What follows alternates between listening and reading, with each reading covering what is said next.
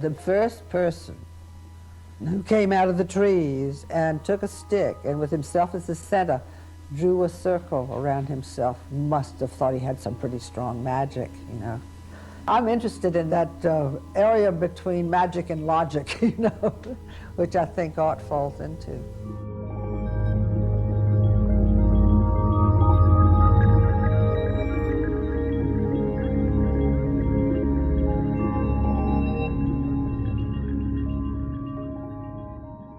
I think that Edna is an artist who was very deep in her thinking about the work and very deeply committed to it. And what springs out of that commitment is an endless possibility of resignification. Her interest in design, in mathematics, you know, all of that gives a different breadth, I think, to the work and make it very fresh from the perspective of today. One of the things I think is so compelling about Edna's work is her real focus on non-narrative, experiential engagement with the viewer. They're not just abstractions to look at or look into, but there's something that she really wanted the viewer to experience in the most sort of sensual, intimate way. What struck me most was how progressive and contemporary and how she developed and moved along with the times and really stayed very present in the moment. I think it's reflected in her work as it continued to change and grow throughout her career. It was clear to me that artists treasure her. Philadelphia was certainly the place where she was able to flourish as an artist, but also to train generations of designers and younger artists. As somebody who had deep, very productive friendships with other very important artists and architects and scientists, she was part of a group of people really thinking about the relationship between form and mathematics.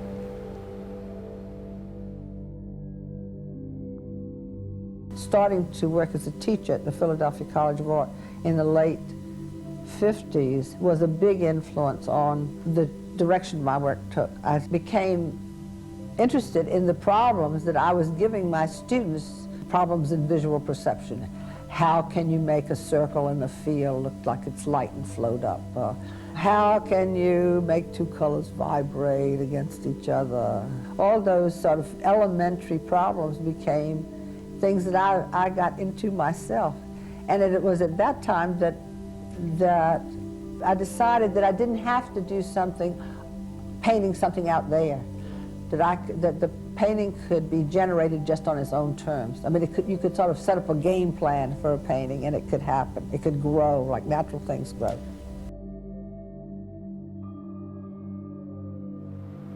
Edna studied at the Pennsylvania Academy of the Fine Arts, and she studied at the MFA program at the University of Pennsylvania. She received traveling scholarships to travel to Europe, and this was just post-war. So she was influenced by the German modernists and was very interested by the Bauhaus school. Particularly what stuck with her was this idea of sort of unified composition. And so that's where she began to move towards a more abstract mode and really developed her interest in geometry. She kind of naturally evolved towards an op art experience, studying the color theory of Albers, leading her to an interest in the structures of perception and how subtle juxtapositions or changes in color could really alter how you see things. The way in which the works affect the viewer change through time. As a viewer, you feel that your own ground has become unstable in terms of what you're seeing, and there's an uncertainty about what ultimately is in front of you. I think that the painting is immediately attractive, just because of that uncertainty that translates as movement, even, the movement of your own thoughts and the way in which they throw you off balance. But at the same time, that attraction, it makes you, I would say, agitated to some degree. She was naturally evolving through the own development in her work.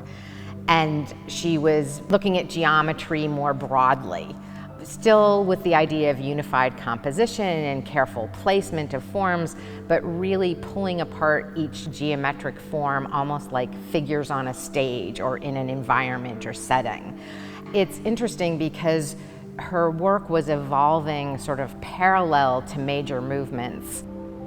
So she went sort of from op and minimalism, both of which you can relate her work to, but she wasn't consciously part of them and was always a step outside of the manifesto, if you will. All kinds of geometric patterns on pots, and people have been doing optical art. It's not a new thing. You know, it goes way back in our past. But I didn't know that that was underway. I am sure that for her as an artist that gave her a certain sense of freedom. Because she was not so intimately part of the system, she could exercise it more. I don't think in the work there is a call for reflection in a sort of dualistic or rational way. I think it's a call for feeling. You see that in the work, and it comes through as a sort of joy, as a joyful experience. It's what you as a viewer feel in front of a body of work like hers.